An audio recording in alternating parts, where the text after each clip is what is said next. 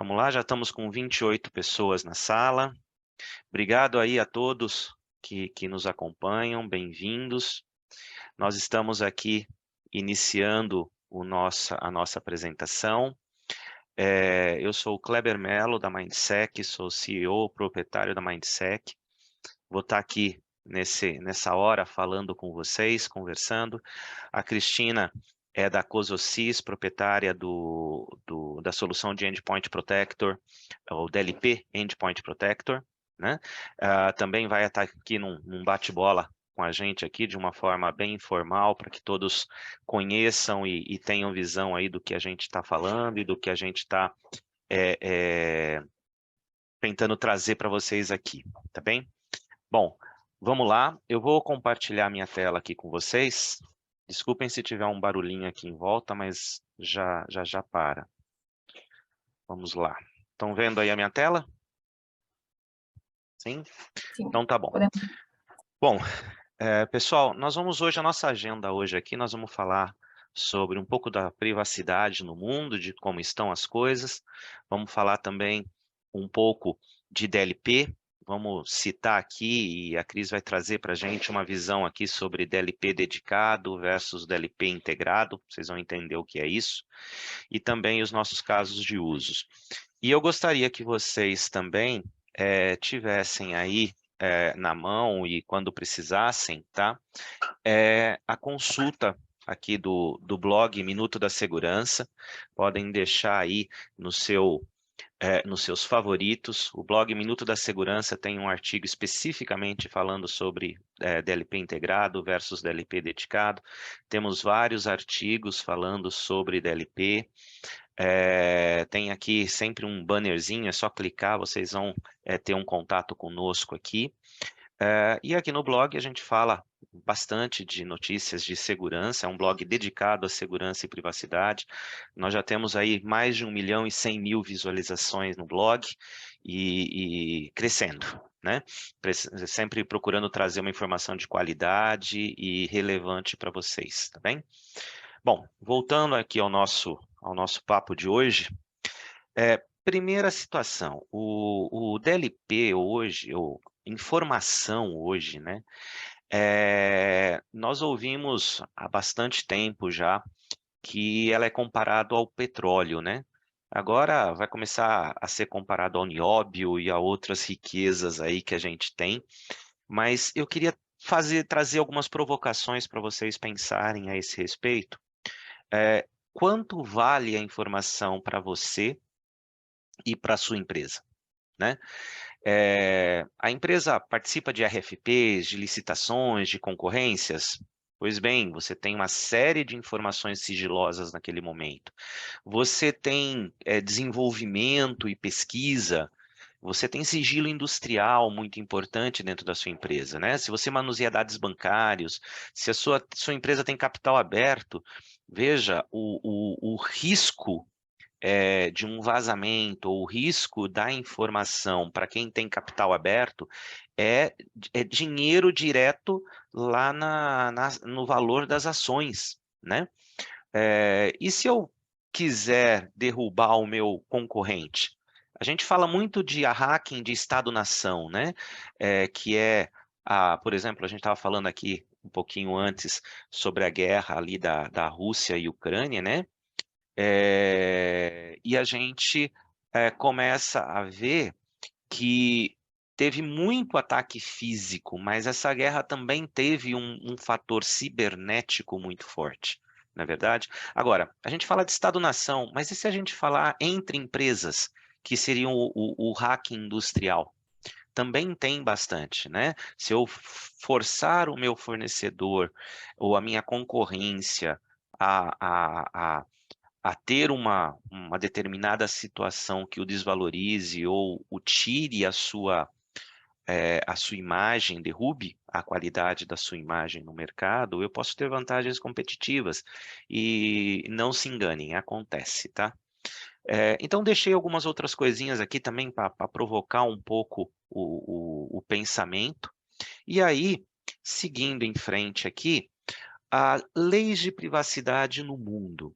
Eu não sei se vocês tinham ideia, mas eu relacionei algumas aqui. Tem outras que vêm aqui a rebote dessas que estão aqui, mas todos esses países elencados aqui possuem uma lei específica de privacidade de dados, né?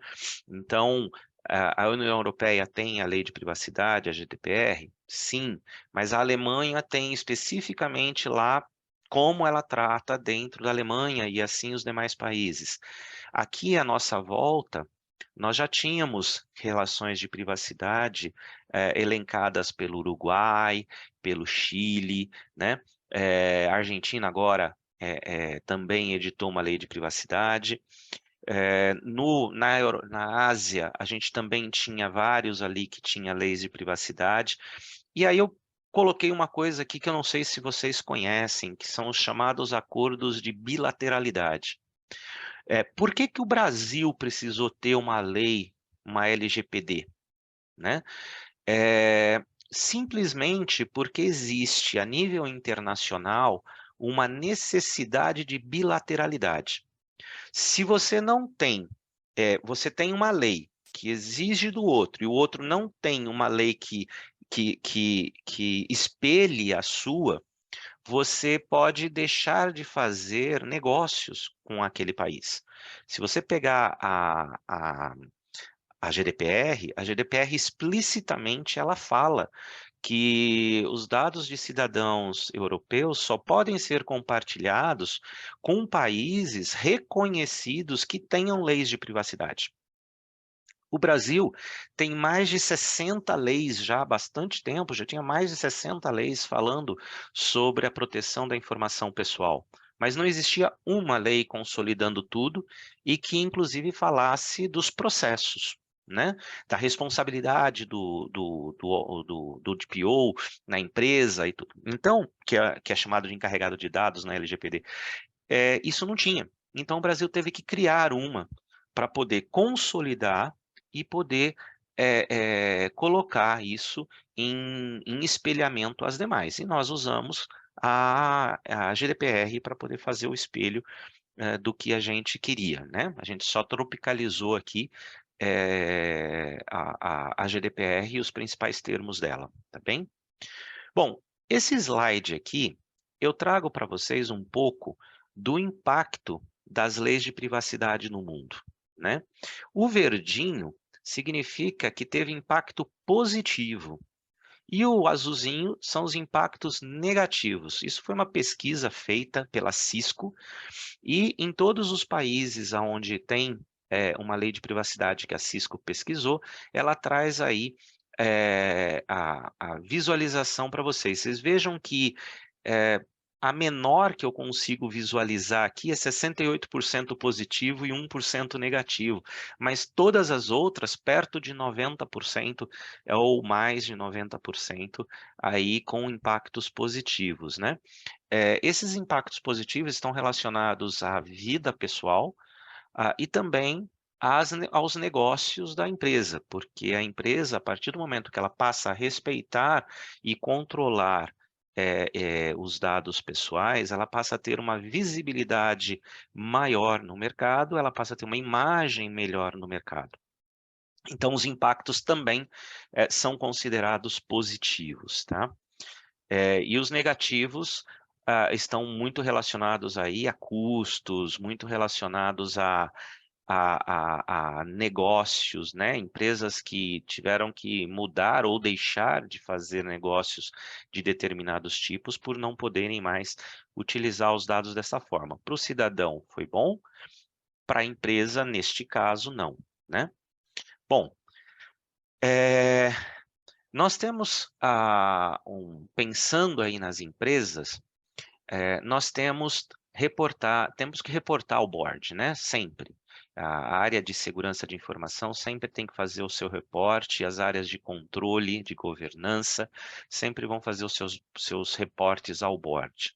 E o que atualmente está sendo mais reportado ao board, né, aos executivos das empresas?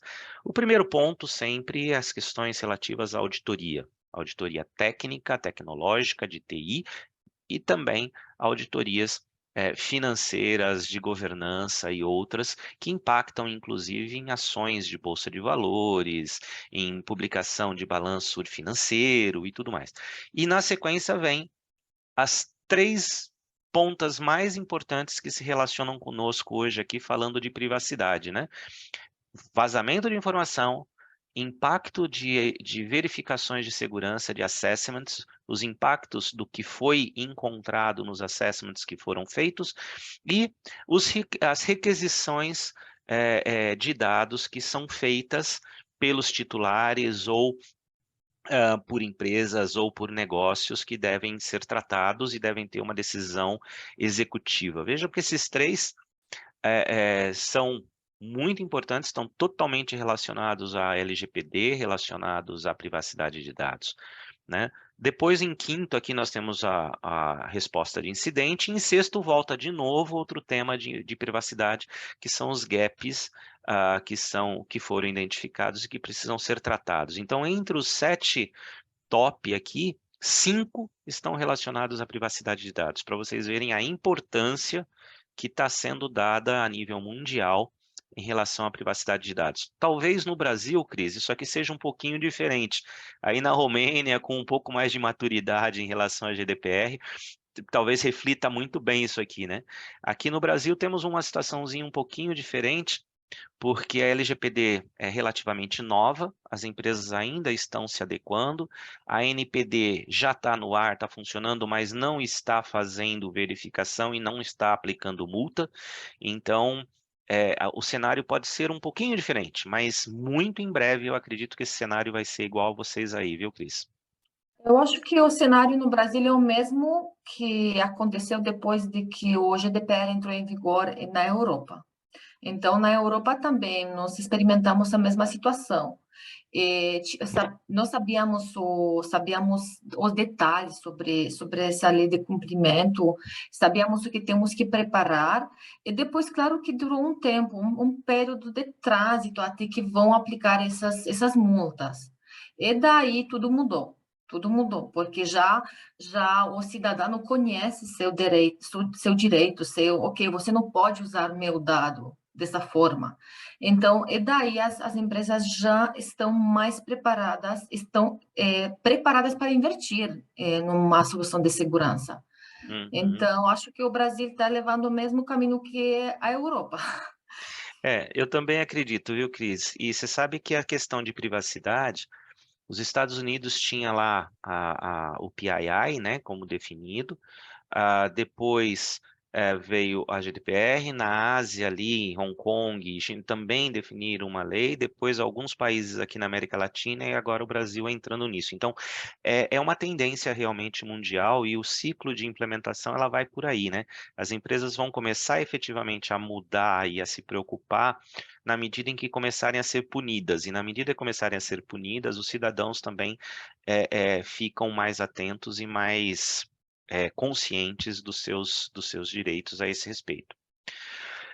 Quando a gente fala de privacidade de dados, para quem é da segurança, eu que estou a segurança aqui há 30 e poucos anos já na área de segurança, privacidade para mim não é novidade, porque eu trabalhei muitos anos como CSO de banco latino-americano, e para mim privacidade é apenas mais um tipo de dado confidencial, né?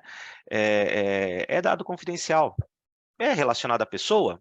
Tudo bem, é um subset de um dado confidencial.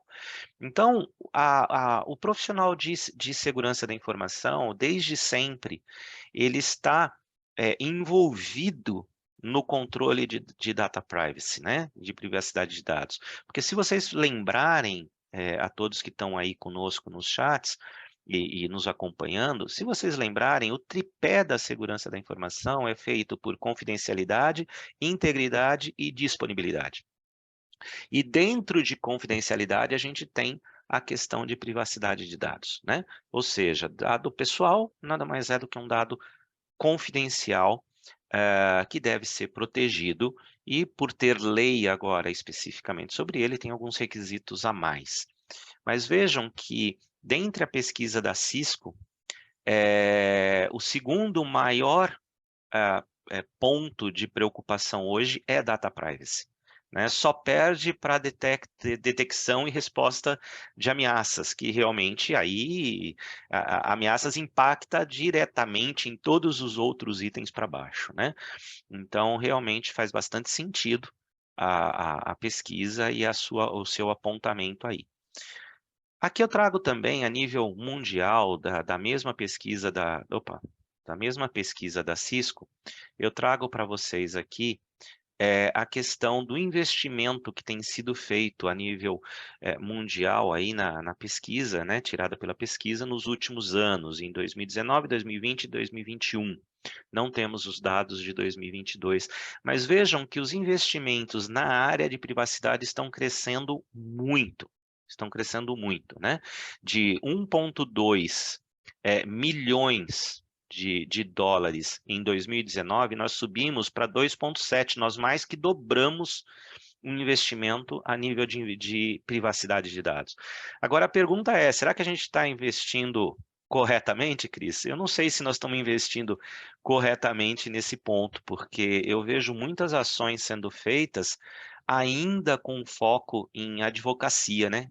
Muito ainda com foco em jurídico, em legal. Acredito que esse dinheiro ainda talvez possa ser bem estudado em relação a isso. Aí também na Europa, Cris, aconteceu dessa forma na GDPR, o pessoal se preocupou mais com a parte jurídica do que com a parte da proteção efetivamente, ou não? Eu acho que a parte jurídica assusta mais, porque a parte jurídica já vem com as multas. Então, acho que isso sim pode ser um ponto que preocupou, mas a parte jurídica já crescerá muito as empresas de consultoria na segurança. Então, isso cresceu muito. Essa consultoria também é muito valorificada agora na Europa e mesmo vai acontecer no Brasil. Consultoria da LGPD, aconselhamento, como podemos fazer como podemos oferecer esse tipo de soluções. Uhum. Aqui no Brasil a gente costuma brincar, Cris, não sei se aí deve ser o mesmo, mas a gente costuma brincar que advogado é o mensageiro do apocalipse e que se ele só não vende a mãe porque ele não pode. Então, a questão jurídica, ela toma um viés bem forte em relação a trazer um cenário de compliance muito forte, né? Então, esse é um ponto aí que a gente sempre brinca, brincadeiras à parte, mas é verdade a questão do compliance aí, né? Bom, os investimentos, segundo a pesquisa da Cisco, os investimentos em privacidade, eles têm aí um retorno muito bom em relação à confiança na empresa, a trazer mais atrativos para a companhia, à eficiência operacional, né? Ela tem sido muito boa a esse respeito. E quando a gente fala de carregado de dados, quando a gente fala de DPO, né? Aonde está o DPO? Ou seja, em que área da companhia, o DPO está sendo posicionado. Isso é muito importante para nós, a todos que estão nos acompanhando aqui hoje. É muito importante isso aqui para nós, porque existe uma discussão muito grande de aonde se localizar o DPO. E a gente estava brincando aqui em relação ao advogado, mas até porque os advogados ter iniciado o processo por ser uma questão legal e eles terem, de certa forma, saído na frente lá no início com as questões jurídicas, muito se entendeu de que o DPO devia ser o advogado lá, né, na área da jurídica. Só que 80% da LGPD é proteção de dados, não é termos jurídico de contrato ou compliance de contrato. E a pesquisa aqui mostra bem para a gente como é que se posiciona o DPO a nível mundial. Vejam que 37% está dentro de IT e 34% dentro de security, né? Para mim, com a minha experiência de segurança e trazendo o que eu falei agora há pouco, de que privacidade para mim é apenas um subset de confidencialidade, para mim faz todo sentido. Porque segurança da informação, nós também, desde sempre, aprendemos a lidar com questões jurídicas e com compliance de leis. Para quem trabalha no setor financeiro, isso é muito natural, porque a gente tem um regulador forte, que é o Banco Central, e a gente precisa cumprir as regras do Banco Central em todos os aspectos, até no controle de acesso, em conflito de funções, em acessos dados em conflito. Tudo isso existem legislações fortes em cima, né? Então, a gente, de certa forma, não somos advogados, mas conhecemos as questões jurídicas que nos afetam. E conhecer um pouquinho de privacidade, eu acho que faz parte e é muito mais natural. Então, eu vejo com bastante naturalidade esse cenário aqui. Bom, a origem dos vazamentos de dados que aconteceram. Aqui tem eu deixei destacado em vermelho os principais aqui, que estão relacionados diretamente ao controle que a gente faz, né? Porque os últimos dois aqui, que é código malicioso, acesso de contas de usuários por senha fraca, está mais relacionado aqui a um ataque que você vai estar sujeito de qualquer forma ou a uma falha do usuário ali. Mas os de cima, a gente está diretamente relacionado ao controle de tecnologia, ao controle sistêmico, para você impedir que um funcionário, um ex-funcionário, um insider, vamos chamar assim, né, maliciosamente passem as informações da sua companhia. Então, veja, a gente falou lá atrás, logo no começo, né, eu fiz aquela provocação com aquelas perguntas. Eu fiz a provocação dizendo, a sua empresa tem capital na bolsa? Tem, joia. Dado privado é dado confidencial, legal.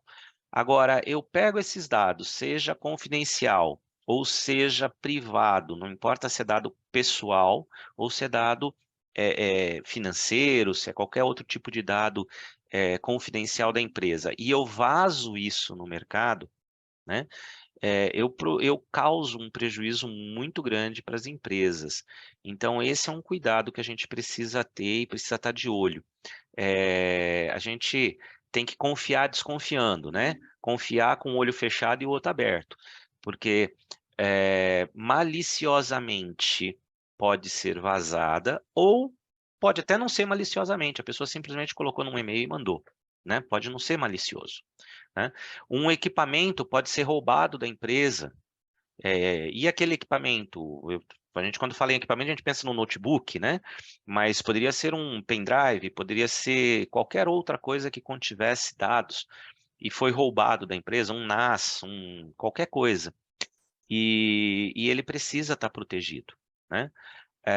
Ou até mesmo quando você vai descartar. Você tinha um monte de disquete lá, que era backup de não sei o que, agora você vai descartar isso. Você tem um monte de pendrives que também eram utilizados como backup ou para levar informação de uma área para outra, e você vai descartar. E quando você descarta, você não tem o devido cuidado de proteção disso aqui, né? Bom, aqui a gente já começa a aproximar um pouquinho do que a gente vai bater um papo aqui com mais, vocês vão ouvir mais a voz da Cristina aqui da agora para frente, porque a gente começa a falar o seguinte, quais são os tipos, né, os riscos, os principais riscos de violação de dados? Eu coloquei uma imagem aqui geral e tentei relacionar do lado aqui. Vejam que a gente tem, todo mundo fala que precisa controlar o USB. Tá bom, mas se eu simplesmente desabilitar a minha USB, a minha câmera não vai funcionar para carregar, talvez o meu Bluetooth aqui também não funcione, talvez o meu fone que está ligado na USB não vai funcionar, porque eu desabilitei a USB. Não dá simplesmente para chegar lá na GPO e falar sim ou não. Às vezes a gente pode ter uma necessidade. Pode ser que eu tenha necessidade de conectar uma câmera para poder baixar fotos da área de marketing, por exemplo, né?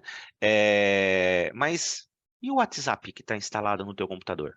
O aplicativo WhatsApp Web que está instalado, ou até mesmo acessado pelo browser, né? O Teams, né? Posso mandar informações pelo Teams, posso mandar por e-mail, posso conectar numa área de armazenamento qualquer na nuvem, o meu OneDrive está sincronizado, eu posso estar usando, posso estar mandando, né? E aí a gente tem uma série de coisas aqui que são problemáticas. Mas eu vou chamar a atenção em uma delas que muita gente não pensa. Imaginem vocês que eu vim aqui com um notebook, estou na minha casa, tenho um NAS na minha casa, tenho um storage de rede, ligado na rede, não ligado na USB. É um cenário quase que corporativo, né? Eu tenho um storage de rede, tenho o meu computador ligado na rede, e eu consigo acessar o storage pelo meu computador. Pois bem, se você só proteger a USB, esse caso está protegido? Não, porque esse caso o vazamento vai ser via porta Ethernet, via porta de rede, ou Wi-Fi, tá certo? Então, cuidado, porque a gente vai ter aqui algumas situações que a gente usualmente não pensaria nelas, né? Mas a gente está sujeito, não é verdade? Por exemplo, uma outra que a gente não costuma pensar, está aqui embaixo, ó, impressoras locais ou de rede. Tá, eu mando o arquivo para lá, e se esse arquivo ficou, não imprimiu, mas ficou lá na impressora, e ficou no buffer dela, ou ficou armazenada para alguém ir lá imprimir, ela não está lá? Eu poderia roubar aquele, ou ter acesso àquela informação que eu não deveria, tá bem? E quando a gente olha em tudo isso e olha nas multas aí da LGPD e da GDPR, existe nós estamos vendo só a pontinha do iceberg, né? Como eu falei para vocês, eu estou começando a ver os riscos aqui, mas tem riscos que eventualmente a gente não tinha aí uma visibilidade completa aí, né? E aí a gente precisa ter uma visão para a gente poder efetivamente olhar. Então, tem uma pergunta aqui no chat, a gente já vai dar uma olhadinha por ela, tá? Mas a gente tem que olhar que tudo isso, a gente precisa começar a olhar para baixo da água, porque o iceberg é muito grande embaixo da água, né? E a gente precisa tomar cuidado com isso. Vamos lá, tem uma pergunta aqui. De fato, o que a Cris comentou deve acontecer por aqui, pois se faz necessária a maturidade no que se tange ao conhecimento de direitos do usuário, né? Isso levasse um bom tempo para que o usuário entenda e, na sequência, terá uma postura diferente. Portanto, teremos em um futuro próximo mudanças quanto à aplicabilidade da lei. É isso mesmo. O que a Cristina colocou aqui, vocês confirmam aí para a gente. Então, estamos aqui todos na mesma linha. Bom, voltando aqui, eu trouxe aqui para vocês terem uma ideia, não sei se vocês já tinham visto esse quadro, e eu trago da GDPR para poder servir como espelho para a gente, porque nós ainda não temos a NPD aplicando multas, então nós não temos dados brasileiros. Sabemos que foram aplicadas algumas multas por outros órgãos que não a NPD, né? Sabemos de multas aí na ordem de 10 milhões, na ordem de alguns milhares, do mais diversos de valores, mas nada aplicado pela NPD ainda, né? Mas sim por outros órgãos, como o órgão de proteção ao consumidor e outras coisas. Então, vamos espelhar aqui o da GPR, o da GDPR e olhar para o Brasil, o que pode acontecer no Brasil nos próximos anos aqui, tá? Nós estamos com a GDPR, desde que ela entrou em 2018, nós estamos com um acumulado de 2,5 bilhões de euros em multas. Tá? É muito dinheiro. 2,5 bilhões em multas é mais do que 7,5 bilhões de reais. Então, é muito dinheiro. As maiores multas, né, estão aqui embaixo, ó, uma na Amazon em Luxemburgo, que foi uma multa de 746 milhões de euros. A Meta, que é do Facebook, né? 405 milhões numa multa, 265 milhões na outra multa. O WhatsApp, 225 milhões, né? Google, Facebook, o Google da Irlanda, o Google LLC na França, Hermes, Maurits Online Shop e a TIM na Itália.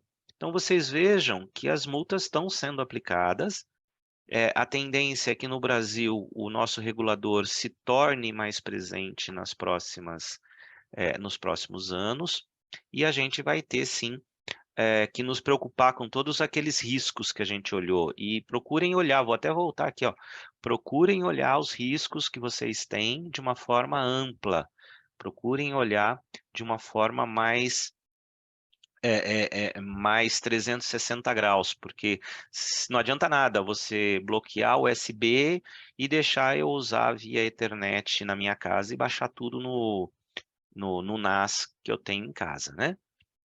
Bom, os efeitos da LGPD, né? Segundo o MIT, os vazamentos no Brasil registraram um crescimento de 493% entre 2018 e 2019. Em 2021, o Brasil é considerado o sexto país com maior vazamento do mundo, né? Nós não temos as multas sendo aplicadas, mas nós temos vazamentos sim. E, poxa, Kleber, mas como é que esse número aí cresceu tanto?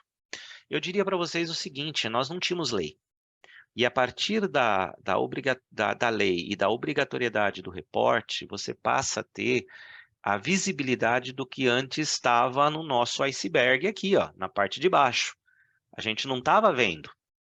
Como nós não estávamos vendo, a gente não tinha essa visão de quanto está sendo vazado. E nós tivemos um crescimento de 493%. É muita coisa, né? Com a chegada da lei, houve um aumento da responsabilidade das companhias em relação aos dados corporativos, né? E realmente a gente está vendo esse movimento. Isso aqui tudo eu peguei, eu não lembro, eu acho que eu falhei aqui em colocar a referência para vocês, gente, mas isso aqui é notícia publicada, tá? É notícia de site aí, idôneo e publicado na internet, tá? E com a chegada da lei, a responsabilidade das companhias em relação aos dados corporativos e os dados terceiros controlados por ela. Dessa forma, muitos executivos passaram a investir mais neste ramo. Sim, vamos lembrar que eu falei de dado pessoal, mas eu falei de dado confidencial. Quando a gente olha para o Banco Central aqui no Brasil, o Banco Central tem uma regulamentação que obriga as indústrias financeiras a controlar e auditar o seu fornecedor, né?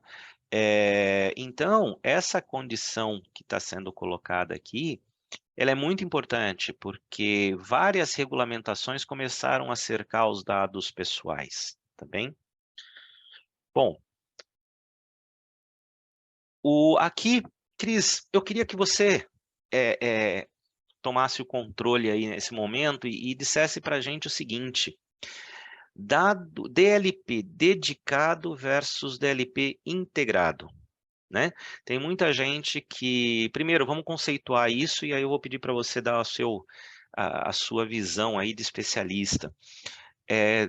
Gente, DLP dedicado é uma solução que é, como o nome diz, dedicada exclusivamente a fazer proteção de dados, a proteção de vazamento de dados. Você vai ter lá um software específico que só faz isso. E o DLP integrado é aquele que você compra, que vem junto com o seu antivírus, tá? Ele é integrado com uma outra solução, usualmente junto com o antivírus, tá bem? Então, Cris, eu queria que você comentasse um pouquinho do dedicado versus o integrado aqui e dissesse Sim, para a gente qual o benefício de um e outro. Como é que você sim. vê? Então, um DLP integrado, acho que existem muitas soluções de segurança agora no mercado que tem alguma parte de DLP. Por exemplo, temos um antivírus que está fazendo um bloqueio da porta. É uma parte muito pequena do que um DLP tem que fazer, proteger acesso de algum dispositivo desconhecido. Ou também, agora temos também a parte de DLP integrado nas soluções nos pacotes Office 365, temos também no pacote Google, mas também o que eles fazem, ademais do que é o centro para eles oferecer soluções de cloud, eles estão oferecendo essa parte de DLP apenas para seus serviços. É um DLP integrado, é um add-on ao que eles estão desenvolvendo, ok? Então, eles estão oferecendo uma proteção DLP, uma proteção contra a perda de dados, apenas para algumas aplicações ou para um ponto de saída, mas não um DLP dedicado. Um DLP dedicado, como é Endpoint Protector, oferece a possibilidade de instalar um agente no computador e ter proteção tanto da porta USB, tanto do que o funcionário pode enviar via e-mail através do Slack ou através de outro navegador que não seja Google ou um Safari ainda. Então, essa é a diferença. Agora, também um DLP dedicado vem centrado nisso, na parte de proteção de dados. Então, um DLP dedicado vai ter também políticas pré-definidas para a parte de LGPD, a parte de GDPR, a parte de PCI. Um DLP dedicado vai ter tanto proteção para dados em movimento, para dados em repouso ou para dados em trânsito. Ok? Esse é também um ponto bem importante. Um DLP dedicado vai ser centrado na parte de cumprimento de normativas, ok? Já sabemos que por isso você precisa um DLP, para cumprir com normativas e também para proteger sua propriedade intelectual, porque é isso o que gera negócio para vocês. E depois também, um DLP dedicado normalmente encaixa perfeitamente nas empresas meio grandes, ok? Porque eles estão centradas nessa parte de proteção de dados. Acho que esses são os pontos mais importantes, os diferenciais das duas ferramentas, dos dois tipos de ferramentas, DLP dedicado, um DLP integrado. Acho que o importante, para resumir, um DLP integrado vai fazer uma pequena parte do que um DLP tem que fazer. Um DLP dedicado vai se centrar na parte de conformidade, cumprimento, a proteção de PIIs, proteção de propriedade intelectual, e também vai proteger dados em movimento, dados em repouso e também dados em trânsito.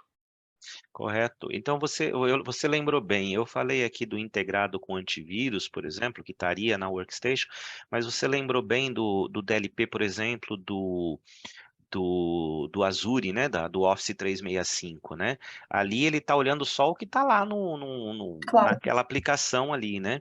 E no caso do antivírus, ele é integrado, ele tem o agente na Workstation, mas ele não tem a amplitude de proteção que o dedicado teria, né? Então, por exemplo, um DLP integrado no antivírus, ele não consegue, por exemplo, olhar o que está sendo transmitido via Wi-Fi ou via placa Ethernet. E ele não tem a capilaridade, a condição de você detalhar uma política específica, por exemplo, para LGPD, com termos e com critérios específicos que você conseguiria numa solução dedicada, tá bem? Seguindo em frente aqui, gente, deixa eu achar meu mouse aqui. Nós vamos falar um pouquinho do Endpoint Protector, tá? E aqui eu tenho uma provocaçãozinha aqui, né? Na realidade, às vezes a gente fala, né, que a gente não quer nem ver vendedor na frente, que eu tenho outras coisas para cuidar, né? Eu tenho uma batalha para combater. Só que às vezes a gente está trazendo alguma coisa aqui para vocês, neste momento não como vendedor, mas como técnico, mas claro, nós estamos aqui também trazendo uma solução que a Mindsec representa e que pode aí levar para a sua empresa. Mas é importante verificar o que a gente tem e o que a gente obtém de tudo isso. Então aqui eu trago para vocês, o Endpoint Protector é uma solução de DLP dedicado, né? E ela tem os principais reconhecimentos de mercado aí para vocês, que vocês conhecem aí em relação a soluções de DLP, tá bem? Quais são os principais benefícios de uma solução integrada, né, como o Endpoint integrada não, desculpem, uma solução dedicada como o Endpoint Protector? É você ter visão de todos os lados possíveis daquilo que você quer proteger, né? Então, você vai ter uma solução fácil de gerenciar e instalar. Ele vai ter os perfis de conformidade, como a gente já falou, que é característica de uma solução dedicada. A proteção é multiplataformas, ele atende tanto Windows como Mac como Linux. Possui relatórios detalhados, opções flexíveis de implantação e políticas bem granulares que vocês vão enxergar. A solução hoje ela é composta aqui de 4 módulos principais: o Content Aware, o Device Control, o Enforce Encryption e o Discovery. O controle de dispositivo é o mais comum aí que vocês devem imaginar. Você consegue ter uma capilaridade,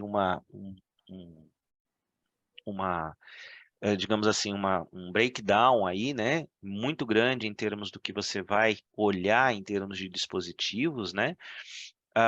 Você tem a parte de encriptação, então eu posso, por exemplo, utilizar ou permitir que se utilize uma USB, mas forçar que o dado seja encriptado ali na USB quando gravado. Eu faço a proteção do conteúdo olhando o, o contexto do que está escrito lá. Eu faço um reconhecimento óptico e leio e consigo identificar se aquela informação é de um tipo ou de outro. Agora há pouco foi colocado aqui no chat para a gente a questão de classificação de informação. Classificação de informação é mais um componente, ele não é o único, né? Tem muitas soluções que olham só o label que você colocou ali de confidencial, interno, restrito.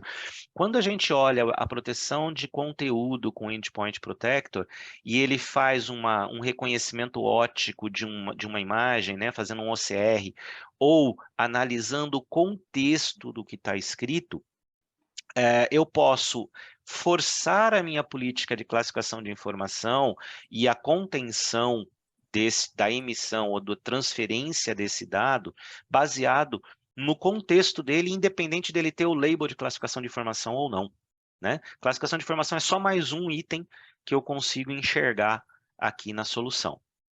O que eu gostaria de adicionar aqui, Kleber, a partir da classificação da informação. A verdade é que hoje, como todos sabemos, a maioria das empresas usam o Google Workspace ou usam a parte do Office 365, Microsoft. Essas soluções, já que oferecem uma possibilidade de armazenar seus dados no OneDrive ou Drive do Google, eles já têm funcionalidades de classificação. Então, minha recomendação para nossos clientes que já usam esses serviços é apenas você tem que deixar esse etiquetado confidencial, altamente confidencial, público secreto no documento, e o Endpoint Protector vai começar a escanear por essa palavra-chave, esse label, no metadado do arquivo ou no conteúdo do arquivo. E dessa forma, se uma pessoa vai tentar enviar um documento que tem o label, o etiquetado confidencial, ou a solução vai poder bloquear esse envio. Correto. Mas se não tiver também a etiqueta lá, eu estou fazendo o contexto todo, né, Cris? Eu Claro, consigo pegar, também, né? Né? também. Essa é uma vantagem grande aí, né? Bom, e o e-discover? Cris, esse e-discover é sempre uma coisa interessante que eu queria que você falasse sobre ele, porque é uma função bastante interessante. E aí eu queria saber de você o seguinte: com o e-discover é possível eu descobrir aonde tem dado confidencial da minha empresa nos equipamentos? Como é que funciona o e-discover? Sim. O eDiscovery é um módulo muito bom, que teve muito êxito na Europa depois do GDPR. Por quê? Tanto o GDPR como o LGPD, eles estão pedindo descobrir onde estamos armazenados dados confidenciais. Pode ser dado confidencial do cidadão, não sei, cidadão Cristina Moldovan visitou Brasília e deixou seus dados a um hotel. Eu posso pedir para esse hotel, olha, você tem que deletar os dados, meus dados armazenados. Então, o que eles podem fazer? Podem fazer um escaneamento dos computadores que eles têm na rede, detectar onde eu tenho meus dados e tomar ação de deletar esse documento. E isso é assim como pode ajudar e Discovery para a parte de cumprimento para LGPD ou também para a GDPR, porque o LGPD tem o mesmo na parte de direito a esquecer, acho que no Brasil. Right to be forgotten Isso, em é o inglês. direito de esquecimento. Exato, exato. Então, esse é um ponto bem importante para a Discovery. E ademais do que, ademais da parte do descoberta de dados dos cidadãos, você sempre pode procurar, não sei, arquivos código-fonte. Porque pessoa X tem um projeto PHP, ele não pode transferir. Ou porque pessoa X tem dados de, não sei, diagnósticos, estamos falando do setor saúde. Então, tudo isso, claro que é muito importante descobrir e tomar ação, criptografar ou deletar. Perfeito. Bom, aqui tem sobre o Discovery e a solução também, ela é 100% flexível, né? Ela pode ser adquirida como virtual appliance, você colocar num servidor no teu, na tua empresa, você pode colocar ele num host no cloud e utilizar, ou pode ter ele como serviço aqui na Amazon, na Google, na Azure, né? Eu vou colocar aqui para vocês, eu tenho uma pesquisazinha que eu vou fazer um launch aqui, eu gostaria que todos respondessem aí em 2 minutinhos, e depois eu vou pedir para a Cris, nós já estamos aqui, temos 10 minutos para o final do nosso horário, talvez eu vou pedir permissão para vocês para a gente estender mais uns 5 minutinhos para mostrar tudo que a gente tem, mas eu quero dar 1 minuto para vocês, eu vou fazer o launch dessa pesquisa na tela de vocês, são 5 perguntinhas facinhas, rapidinhas de se responder. Vamos fazer uma pequena enquete aqui com todos, tá bem? Então, por favor, todos que puderem aí, eu estou lançando agora e vocês têm aí 1 minutinho para vocês irem respondendo, por favor, na tela de vocês as perguntas relativas aqui ao tema que a gente está falando do DLP em uso com a proteção de informações pessoais da LGPD, né? Nós, nesse momento, Cris, temos 40 participantes conosco aqui, né? Já temos 5 perguntas ali respondidas, 5 questões. Vocês estão vendo a pergunta? Apareceu para todos aí? Porque tem nenhuma resposta até agora ali. Vocês estão vendo a pesquisa? Ah, agora começou a aparecer. Então já tem algumas pessoas, 4 pessoas. Vamos lá, gente. Vamos responder aí para a gente. Depois a gente vai divulgar esse webinar. Ele está sendo transmitido neste momento para todos aqui pelo Zoom e também pela plataforma do YouTube. No YouTube nós temos o canal da Mindsec, que vocês vão poder ver este e outros webinars que a gente fez. A gente fez um webinar sobre IDM com Corpia, que é uma solução nacional. Fizemos também um webinar na semana passada com a Mastercard, sobre uma solução bem interessante ali que a Mastercard está trazendo agora para o Brasil, que ela não é mais só cartões, ela também é cyber. E está trazendo aí. E esse nosso aqui, falando do Endpoint Protector com a Cristina Moldovan, eu aqui de São Paulo e a Cristina lá na Romênia, para vocês verem aí a menos 7 graus de temperatura. Estamos aí trazendo para vocês a informação. Já temos 22 respostas. Então, vou fechar aqui e vamos ver as nossas respostas aqui, Cris. Eu estou Ok. fechando para a gente ver. Vamos lá. Vou falar aqui, depois eu compartilho com todo mundo e a hora que a gente publicar no blog também, vocês vão ver aí as respostas aqui. A primeira pergunta é se você acha que o DLP é fundamental como controle da LGPD. Nós tivemos 23 respostas, né?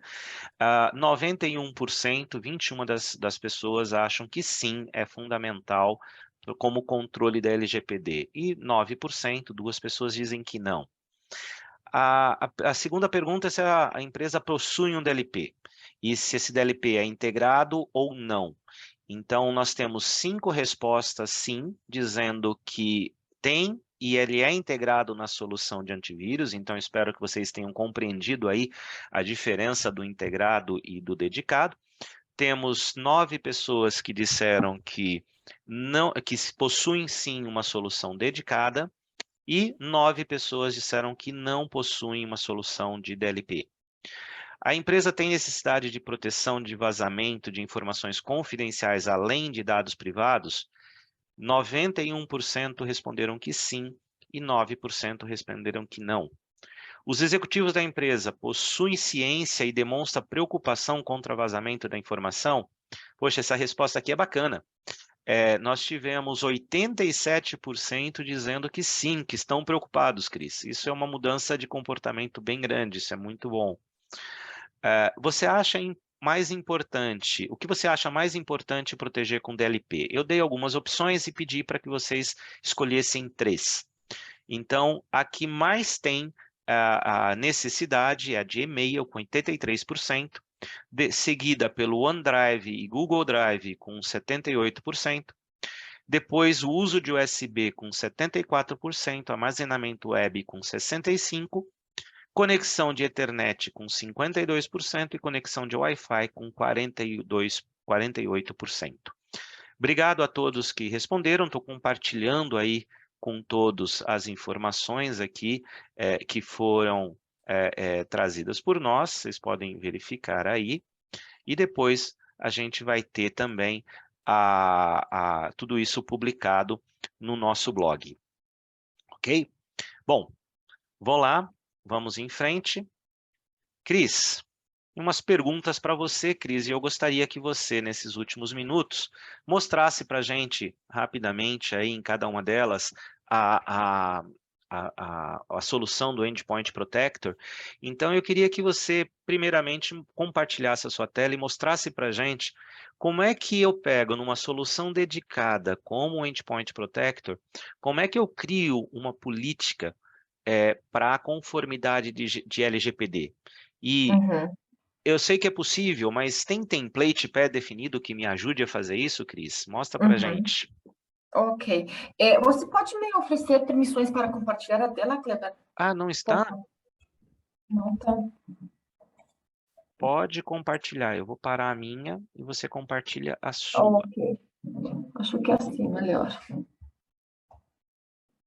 Uhum. Agora sim. Então, Pronto. vamos no primeiro caso. Deixa eu ver aqui também. Ok.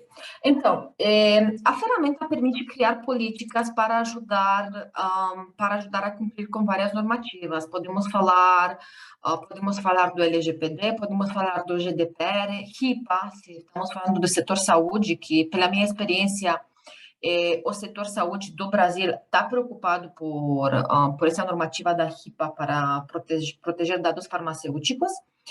Então, como fazemos isso? A ferramenta já vem com um conteúdo pré-definido, predefined content. Deixa eu mudar isso para português.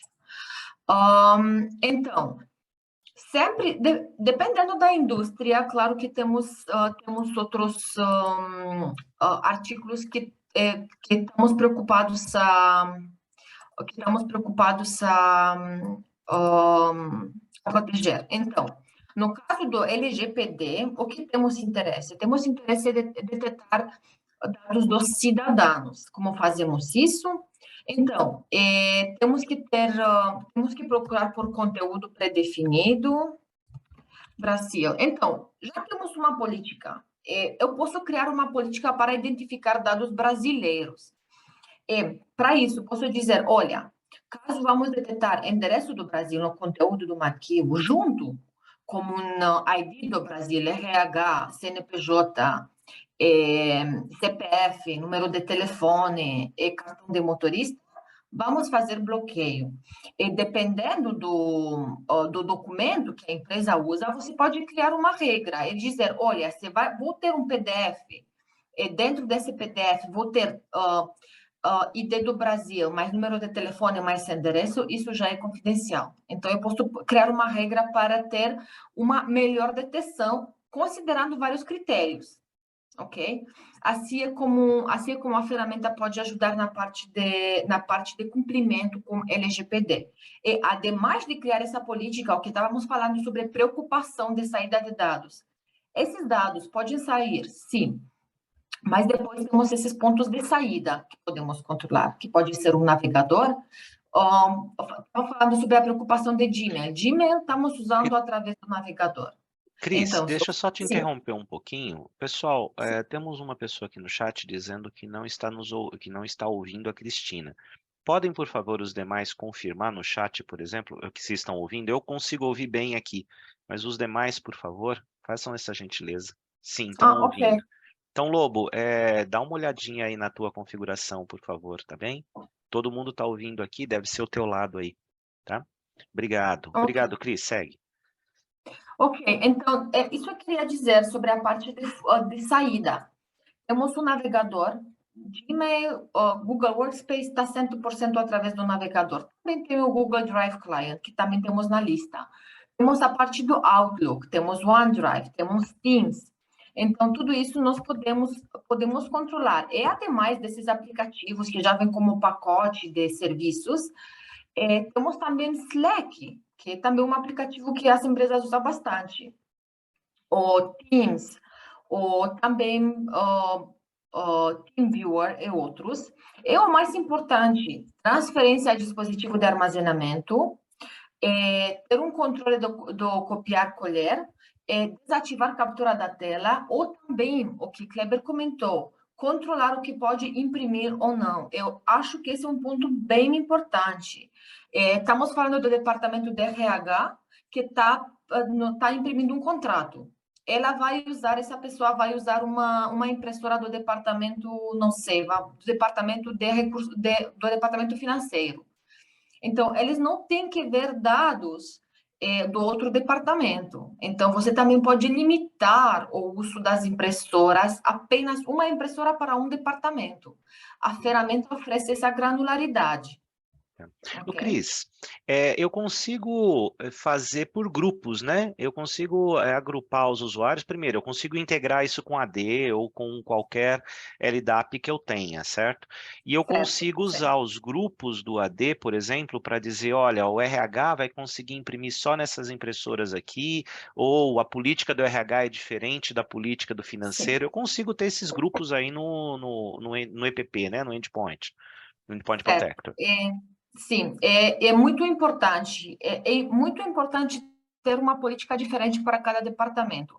Departamento de vendas está trabalhando com um tipo de dado, o departamento financeiro tem outro tipo de dado, e precisamente por isso a ferramenta ajuda com essa integração com AD para poder importar essa estrutura, é onde você já tem seus computadores, seus grupos, seus usuários.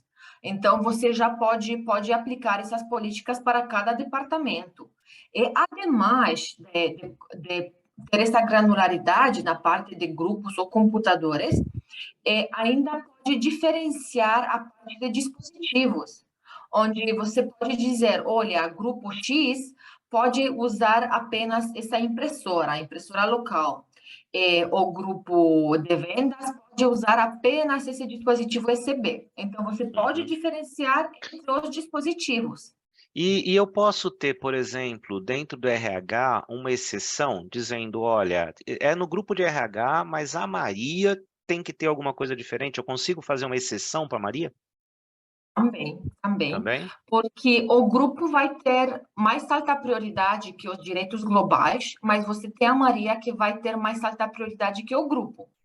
Então, a nível do grupo, você pode deixar para a Maria, por exemplo, negar acesso para dispositivo, a nível do grupo, negar acesso para dispositivos de armazenamento para todo o grupo, mas depois você pode selecionar o usuário da Maria e dizer, ok, Maria, você vai ter negar acesso vai ter negar acesso para dispositivos de armazenamento, mas sempre que vai usar esse dispositivo específico, vai receber apenas leitura.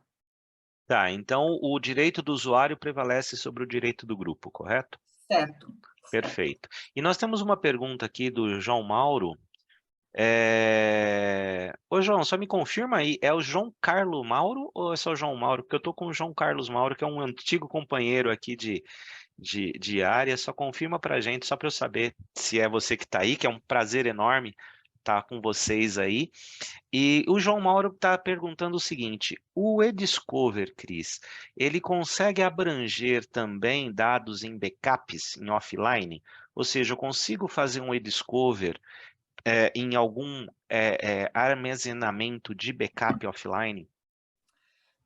Hum, sim, você pode. Agora depende muito como você tem um servidor. O servidor do Endpoint Protector tem que comunicar com o agente a fim de poder aplicar essa política. Agora, se estamos trabalhando se estamos falando de um servidor que fica offline, mas o computador está na mesma rede, estão na mesma LAN, eles podem comunicar, ok? Então, ainda se o servidor está offline, eu tenho agente num computador, ele ainda pode receber a política do servidor e aplicar esse escaneamento. Tá, então a chave aí é eu ter o agente lá aonde eu tenho o backup, certo? É eu ter o Certo. acesso ali e fazer o scan nele. Então tá respondido aí a você, João. Ok? Bom, Cris, para a gente finalizar aqui, dá para você dar uma passada rápida para a gente, em 2 minutinhos aí, as questões dos principais relatórios que a gente consegue tirar da ferramenta a nível Claro. técnico e a nível executivo? Dá uma passadinha para a gente, só Oh, para o nosso claro. povo aqui ver como é que são os relatórios. Uhum.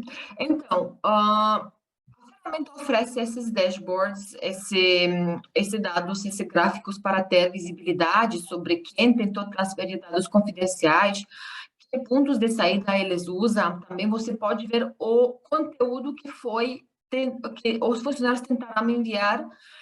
Neste caso, podemos ver que foi cartão de crédito e também a política que aplicou mais.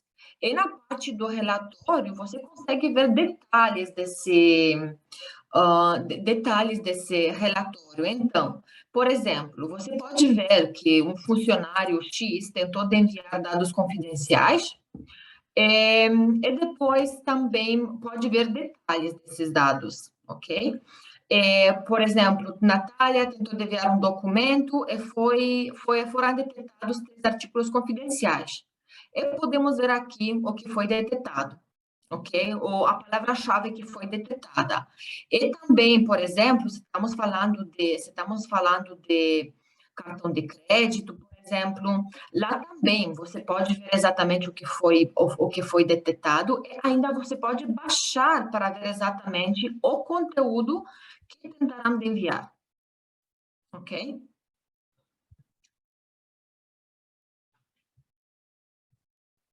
Ok. Então, assim é como funciona a ferramenta. E também, muito importante, esses relatórios você pode integrar com uma solução CIEM e também pode exportar tudo isso no Mixer, PDF, CSV. Perfeito, Cris. Tem uma pergunta aqui do Anderson para você. Ele Uhum. está perguntando como a ferramenta funciona com os arquivos de imagem, por exemplo, biometria ou até mesmo documentos escaneados. Como é que ele faz Boa isso? pergunta. Boa pergunta. Para essas situações, temos a tecnologia do OCR, Optical Recognition Scanning, onde podemos detectar dado confidencial numa imagem. E se eu tiver, por exemplo, a LGPD, assim como a GDPR, ela entende que a foto, por ser biométrica, ela também é considerada dado pessoal e pessoal sensível, muitas vezes, né? Neste, É, neste caso, o bloqueio vai ser feito pela extensão. pela Então, temos extensão. possibilidade de detectar conteúdo, como reconhecimento óptico de caracteres, por exemplo, numa foto, eu tenho um CNPJ, por Uhum, exemplo, um cartão de crédito. Mas a ferramenta também oferece possibilidade de ter controle da extensão do arquivo. tá. É, PNG, tudo isso. Deixa eu mostrar. E, ademais desse tipo de extensões, também temos a parte do, deixa eu ver, Também temos a parte do código-fonte, extensões de código-fonte que a ferramenta pode detectar. Sim, tá ok. Bom, Cris, já estamos aí no nosso horário, passamos 10 minutinhos de uma hora aí, que a gente começou 5 minutos a mais lá para deixar o pessoal chegar, e a gente aqui está com 1h10 aqui de webinar. Ok. Eu agradeço muito a sua participação, Cristina. É sempre um Agradeço a prazer vocês. estar contigo. É um prazer ouvir o seu português de Portugal junto com o português de Brasil misturado, Com o espanhol mais que tudo, com um não? pouquinho de É espanhol no romeno. meio. Mas Sim. é bacana ver o pessoal de fora falando português, porque normalmente a gente é que tem que falar a língua das pessoas e ter você falando português é sempre gostoso de ouvir. Obrigado pela sua participação, obrigado pela parceria de sempre. A todos aqui que estiveram conosco, temos 33 agora aqui, chegamos a ter 40 pessoas na nossa live aqui. Agradeço a todos que participaram. Agora, ao final, na saída, vocês devem ter aí uma pesquisa de satisfação e, inclusive, se possuem interesse de falar conosco um pouco mais e explorar um pouquinho mais da solução. A solução, a Mindsec é representante do Endpoint Protector no Brasil. A gente já tem clientes aqui, alguns clientes já com o Endpoint Protector. Temos aí total condições de fazer uma POC, de demonstrar para vocês em mais profundidade a ferramenta e até de explorar itens que não foi possível nessa hora aqui, né? A gente podia ficar o dia inteiro aqui falando do Endpoint Protector, porque tinha muita coisa para falar, e a gente teve que selecionar um pouquinho do que era mais relevante para falar em relação ao Endpoint Protector e as questões de LGPD aqui com todos vocês. Então, agradeço a participação, agradeço a audiência de vocês aqui hoje. Esse vídeo vai estar aí logo em breve, entre hoje e amanhã, disponível no canal da Mindsec no YouTube, Mindsec escrito aqui em cima, Mindsec. No YouTube nós temos o nosso canal que vocês podem seguir. Temos também o blog Minuto da Segurança, então minutodasegurança.blog.br, que vocês logo têm ali alguns artigos também falando sobre isso, falando sobre LGPD, falando sobre segurança em geral. Nos acompanhem, assinem as nossas newsletters, que vocês vão estar recebendo aí ou diariamente ou semanalmente, como vocês optarem, vão estar recebendo aí as nossas comunicações e as notícias da área. Tá bem? Obrigado mais uma vez a todos pela participação. Cris, obrigado novamente pela participação, tá certo? E estamos à disposição de vocês para o que vocês precisarem, ok? Muito Obrigada. obrigado e um grande abraço a todos e a gente se vê logo em breve. Bye, Obrigado. bye. Obrigada.